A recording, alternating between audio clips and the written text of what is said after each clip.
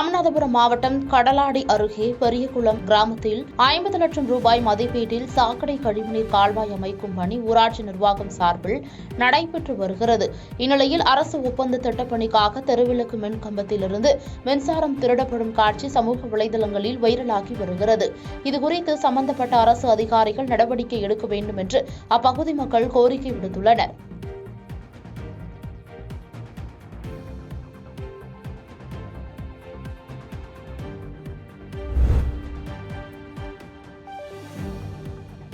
செங்கல்பட்டு மாவட்டம் மேல்மருவத்தூர் அருள் திரு பங்காரு அடிகளார் அவர்களின் 84ஆம் ஆண்டு பிறந்த நாளை முன்னிட்டு தங்கத்தேரை லட்சுமி பங்காரு அடிகளார் மற்றும் அவரது குடும்பத்தினர் இழுத்தனர். இந்நிகழ்ச்சி ஏற்பாட்டினை விழுப்புரம் மற்றும் கடலூர் மாவட்ட ஆதிபராசக்தி ஆன்மீக இயக்கம் சார்பில் சிறப்பாக கொண்டாடப்பட்டது. இதில் ஆயிரக்கணக்கான செவ்வாடை பக்தர்களும் பொதுமக்களும் கலந்து கொண்டனர். விழாவில் கலந்து கொண்ட பக்தர்களுக்கு அன்னதானம் வழங்கப்பட்டது.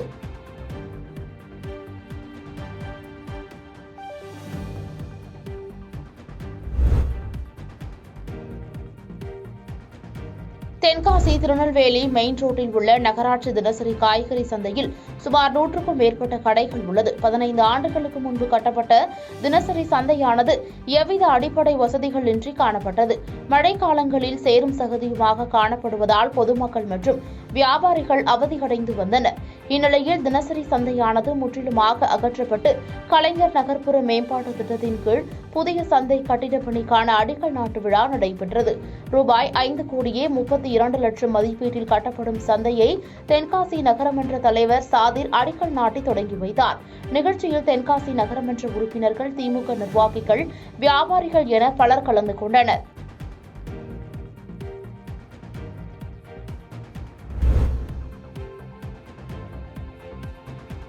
திருப்பத்தூர் மாவட்டம் வாணியம்பாடியில் 60 வருட கால பழமை வாய்ந்த நூலகம் செயல்பட்டு வருகிறது.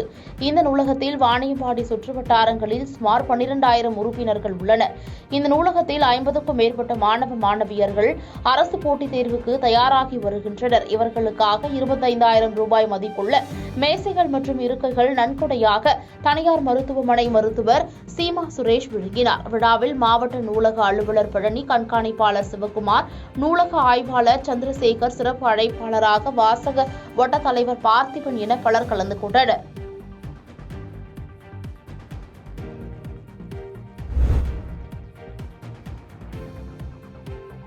சென்னை தண்டையார்பேட்டை இரட்டைக்குழி தெருவில் உள்ள தமிழ்நாடு பார்வையிழந்தோர் இல்லத்தில் சுதந்திர போராட்ட தியாகியின் மகள் உதயம் மக்கள் சேவை மையம் நிறுவனர் டாக்டர் லட்சுமி ராஜாராம் தலைமையில் உலக மகளிர் தின விழாவை முன்னிட்டு நிகழ்ச்சி நடைபெற்றது. இதில் சிறப்பு விருந்தினராக வண்ணாரப்பேட்டை காவல்துறை உதவி ஆணையர் சதாசிவம் மற்றும் சிறப்பு அழைப்பாளர்களாக மணி எக்ஸ்போர்ட் நிறுவனர் பௌஷ்யா, கிளாக்டாப் மகேஸ்வரி ஆகியோர் கலந்து கொண்டு குத்துவிளக்கேற்றி விழாவினை துவக்கி வைத்தனர். இந்த விழாவில் மாணவ மாணவிகள் பேச்சு போட்டி நடைபெற்றது. இதனைத் தொடர்ந்து பார்வையிழந்தவர்களுக்கு புடவை மற்றும் கைலிகள் வழங்கப்பட்டது. இதில் 100க்கும் மேற்பட்ட கண் பார்வையற்றோர் கலந்து கொண்டு நலத்திட்டங்களை பெற்றுச் சென்றனர்.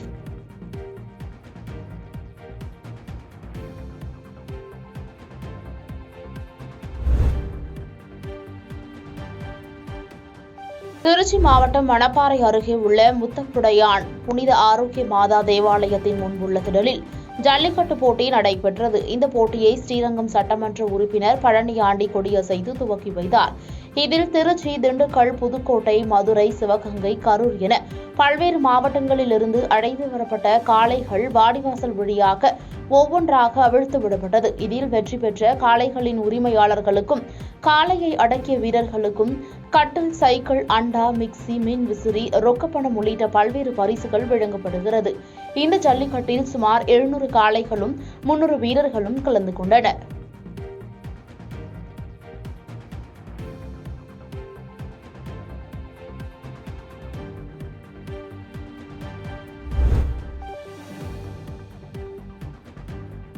நீலகிரி மாவட்டம் மேட்டுப்பாளையம் வனப்பகுதியிலிருந்து உணவு மற்றும் தண்ணீர் தேடி காட்டு யானைகள் அடிக்கடி குன்னூர் மேட்டுப்பாளையம் மலைப்பாதையில் வருவது வழக்கம்.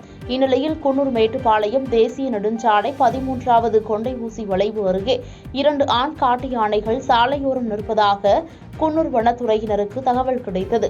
அதன் அடிப்படையில் குன்னூர் வனச்சரகர் ரவீந்திரநாத் உத்தரவின்படி வனத்துறையினர் கண்காணிப்பு பணியில் ஈடுபட்டு வருகின்றனர். மேலும் காட்டு யானைகளை கண்டால் சுற்றுலா பயணிகள் வாகனங்களை நிறுத்தக்கூடாது என்றும் அருகில் சென்று புகைப்படம் எடுப்பதை தவிர்க்க வேண்டும் என்றும் குன்னூர் வனத்துறையினர் அறிவுறுத்தி வருகின்றனர்.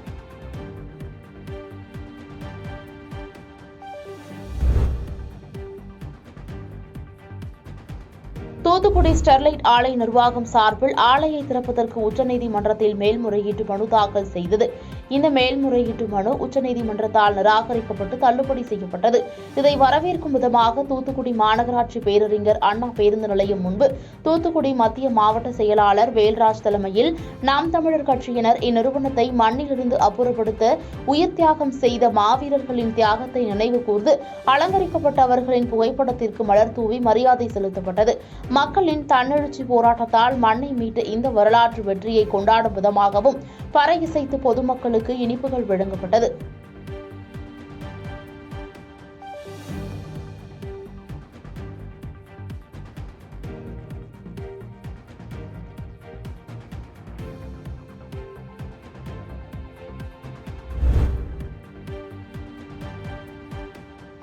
திருவண்ணாமலை மாவட்டம் செங்கம் அடுத்த குப்பநத்தம் அணையின் முழு கொள்ளளவான 57 அடியில் தற்போது நீர் இருப்பு 49 அடியாக உள்ள நிலையில் விவசாயிகள் 2ஆம் போகம் நெல் சாகுபடி செய்து தண்ணீரின்றி நெற்பயிர்கள் வாடி வருவதால் அணையிலிருந்து தண்ணீர் விட விவசாயிகள் தமிழக அரசுக்கு கோரிக்கை வைத்தனர்.